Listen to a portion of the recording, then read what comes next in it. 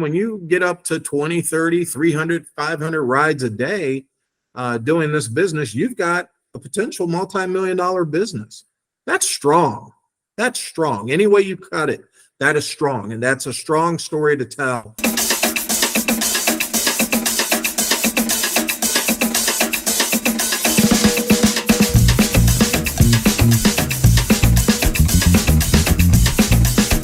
I'm here with my man, Phil Wilkins, who is the head of community at Modivcare.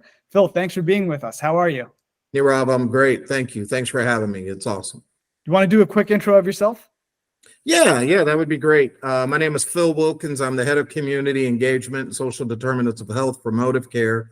I've been with the company for about 3 years. And, more specifically in my role, what I try to do is recruit people who would like to be transportation partners. I also help those transportation partners who are in our system who want to grow and scale. So I'll go out and consult and coach them up a little bit. I'm somewhat responsible for working on strategic partnerships. I'm on a team that works with strategic partners that we try to add value to our business. And to our partners' businesses, and then I make community connections for our TPs and make strategic introductions that way. So that's really my role in this place. Phil, you have a really interesting role at Modivcare, which is the biggest broker in the country. Can you give us the background about how you got into this role and your story of coming from your experience in franchising and then becoming, this head of community engagement role at Modivcare? Yeah, I think to kind of give your listeners a little bit more background. Prior to Modivcare, I was a franchisee and in the franchising industry for 20 plus years. I was a McDonald's franchisee as well as an area developer for another company, and owned and operated a number of restaurants throughout the South and Southeast. When I sold my business, I had a friend that worked here at the time, and he asked me to come on board. So I came on board, and I really lucked out. I mean, to be honest, I lucked out, and to be able to work with business owners and entrepreneurs, that's kind of in my sweet spot. I can really relate to that very well. And then, I have a passion and an affinity for the mission that we have. In regards to, really helping those who are most vulnerable. I kind of grew up in a situation where, my mom would have definitely needed this type of service if it were available back then, because she had a debilitating form of arthritis, and my dad worked like 5 jobs. And so every time that he had to take her to her specialist, he was literally having to take time off of work, right? And then the 20 years that I spent in the restaurants, I saw a lot of people who were impacted by social determinants of health. And, it's just a matter of we've got to bridge that health equity gap. So I'm very passionate about it, about the work that we do and the mission that we do and who we serve. And I just think it's a critical mission. And I really enjoy the work and how it kind of marries my passions. Can you tell us about, you started at Modivcare 4 years ago. In between the time you started to now, how has your role changed and what you do at the company sort of evolved over that time? Yeah, I think when I first joined, I was kind of heading up a startup division with meals. We were thinking about entering into the meal space, and like any company, we've gone through a number of corporate restructurings, and I'm like, I don't know if anyone is really out in the community telling our story, but I think that's a missing component, because I think we really do have a strong story to tell. Not only are we, bridging the health equity gap, but we're also bridging the economic gap when we partner with locally owned and operated transportation partners. These are businesses out in the community that is actually creating jobs and providing tax revenue. And even when I owned the restaurant, I wasn't the only one making money off of that restaurant. There were a lot of people making money, probably more money than me off of those restaurants sometimes, right? But repairmen and those types of things. And you don't think about the economic impact that we have, but it's huge. When you have an employer of 50 or 60 people, in that community, and there's 4 or 5 people that are relying on that paycheck, the impact in the community is huge.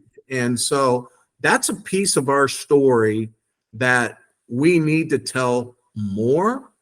And our partners, when you get up to 20, 30, 300, 500 rides a day doing this business, you've got a potential multi-million-dollar business. That's strong. That's strong. Any way you cut it, that is strong. And that's a strong story to tell, and that needs to be shared in the communities that we service. And you actually play a big part in helping to tell that story, right? Yeah, I think so. I mean, I definitely want to. I mean, I've got national scope.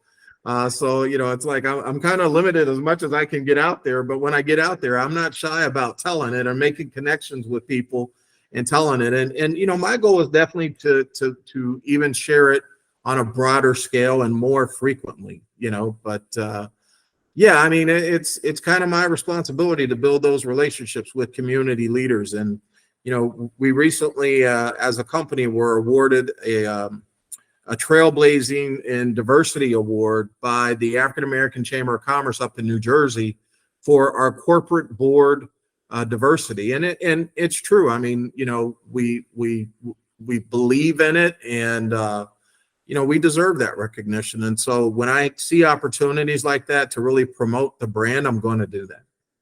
Yeah, that's really great. And, Modivcare works with literally thousands of transportation providers across the country. Your role, as the head of community engagement, you and your team are working with these thousands of transport providers, helping them to tell their story, like you said, improve their operations, grow and scale. I want to dive into the various ways, tactically that, you're on the ground, helping these businesses grow and scale.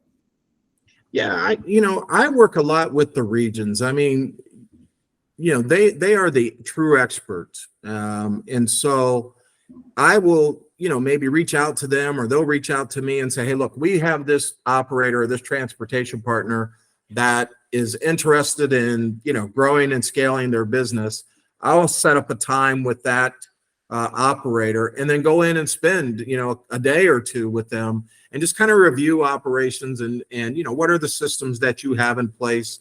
How are you going about, keeping people informed and measuring your KPIs and following up and those types of things, and really adding value from a consultative, perspective. And I think the other side is, because I don't have any role in regards to their day-to-day rides or anything, like I'm not distributing rides at all. I'm just like an added value consultant to our transportation partners. I think that's a very, very unique offering that we offer our transportation partners that I don't know if a lot of people can, so to be able to walk into, a business owner's office and just sit down and just say, hey, look, man, it's just us, I mean, we're going to talk about things that, I'm not going to share or whatever, but how's life? How's things going? Like they're looking a little stressed. They're looking kind of haggard, like what can we do to help you out? Like here's kind of what I would do if I were in your situation. And I think, people respect that and they appreciate that, and so it's really, really cool. I think my biggest win thus far is going into one of our transportation partners' locations and saying, hey, how's your cash flow? And they indicated that, their cash flow gets kind of tight in the wintertime, right? And so I was like, well, do you have a line of credit? Are you utilizing that? And they did, but they just weren't utilizing enough of it. And I'm like, well, are things good right now? And they were like, yeah. And I said, go to your bank and double your, line of credit if you can. And so then the next time I went back up to visit them, they were like, hey, we got to double the line of credit. And we've also gotten 2 new trucks since you were last here, or 2 new vehicles since you were last here. So I'm like, that made me feel good, because we kind of put them on that path, to scale. And I'm excited to see where they go from here. Yeah, that's an awesome story. And I think like one of the key things to emphasize here is that when you come in to a transportation provider and ask them, hey, how's it going? How can we help?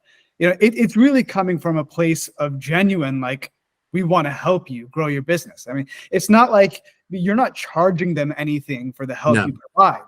No. It's all just really entirely for their benefit, and the help is genuine. And I would just love to hear maybe some more stories of like some of the, more fun and really success scenarios of you just going into transport companies and doing your thing. I love like walking in and sometimes, asking the owner and just saying, so what are your KPIs?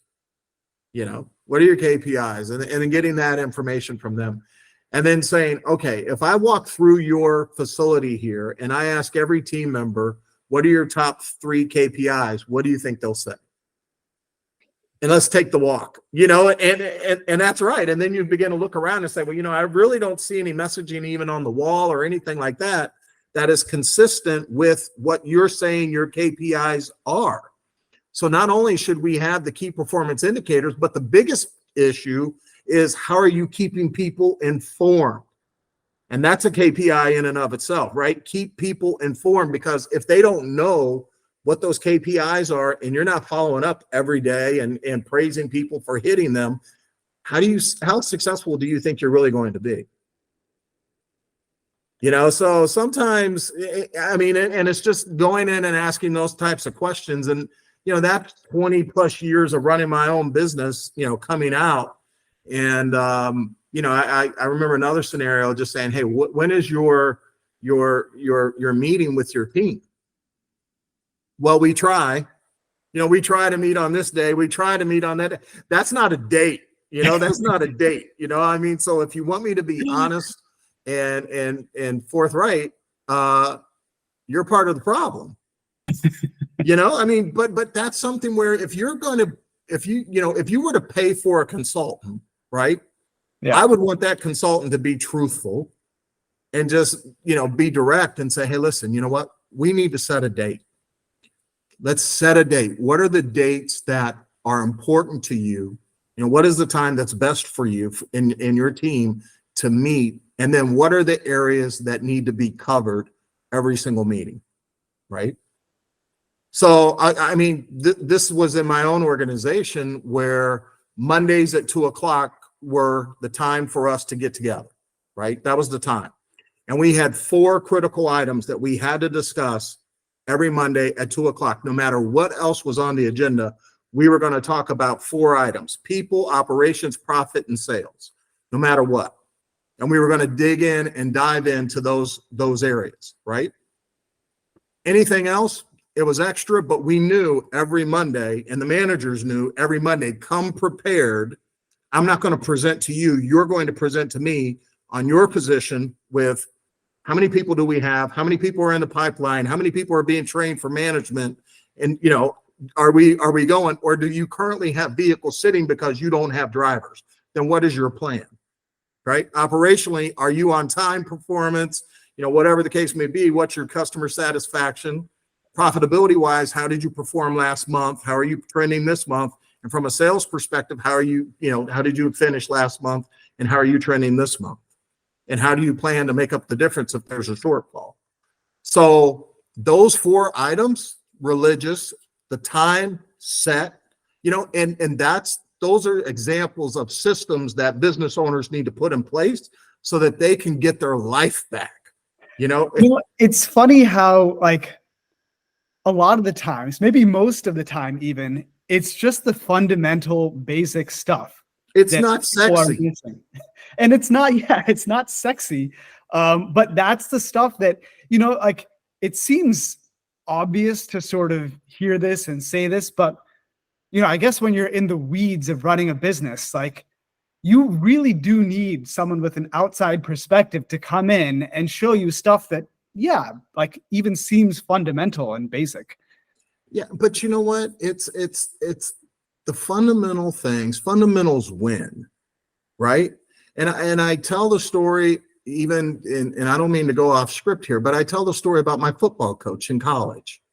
And every practice, Nirav, we were going to start practice doing the same three things. We were going to get over the bag, we were going to shed a block, and we were going to form tackle, right? And those were fundamental items of the game of football that occurred on every play for a linebacker, come hell or high water. And it's the same thing. If you don't understand and have the basics and the fundamentals down in your business, how are you going to be successful? And it's not sexy. You could be successful just doing the basics, but doing them better than anyone else. And when you get the basics down, now all of a sudden you can really focus on the customer experience, the expectations, and those types of things. But you have to take care of the basics. And when you're at, let's say, one vehicle or even two vehicles, I mean, you're not really thinking about that stuff yet. But you have to, if you want to get to the third vehicle and the fourth one, that's like probably where that stuff really needs to start getting put into place, right? Well, you're moving from an operator at that point to becoming a CEO, really, right? Yeah. And so how do you go about transitioning and making that transition happen? Because at that point, you're really going to have to put the systems in play, and that's kind of where we were going with NEMT, with the presentation at NEMT. How do you move from, doing $2 million a year to a $20 million business? And what are the differences in the two? When you really think about it, what are the systems, what are the resources that they have in play that a $2 million business or whatever just doesn't? And you have a ropes system, as you call it, for outlining, the steps and the processes to do that. You want to dig into that a bit? Yeah, sure. So, it's when I was at the convention, I mentioned that it's not all inclusive, but it is fundamental, and I just really believe in the fundamentals in tackling those issues. And so ROPES really stands for resources, operations, people, execution, and systems, right?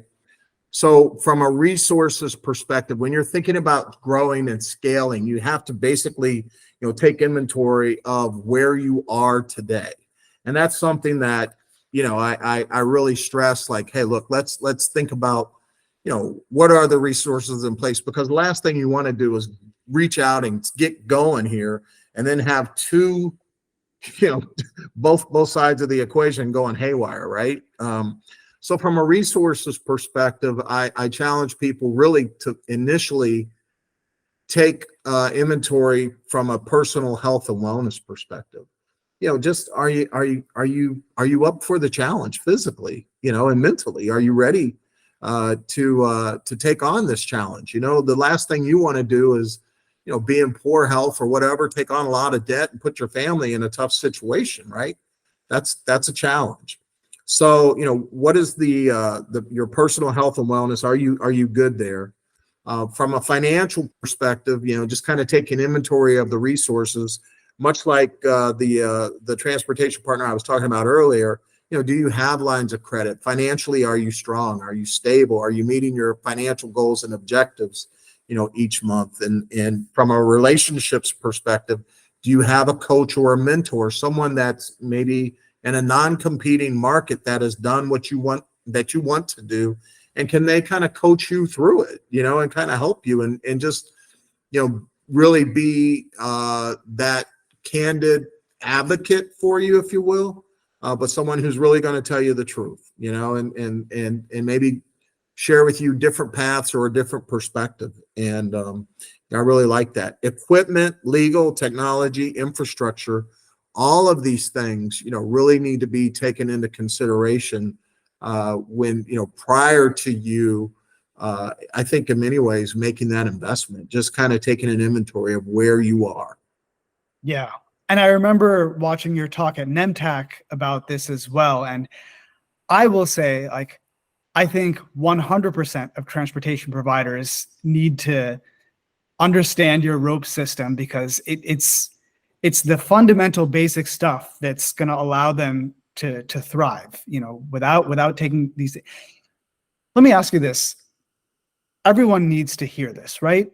You have a team that for free, you go and help transportation companies to understand this and instill this into their companies.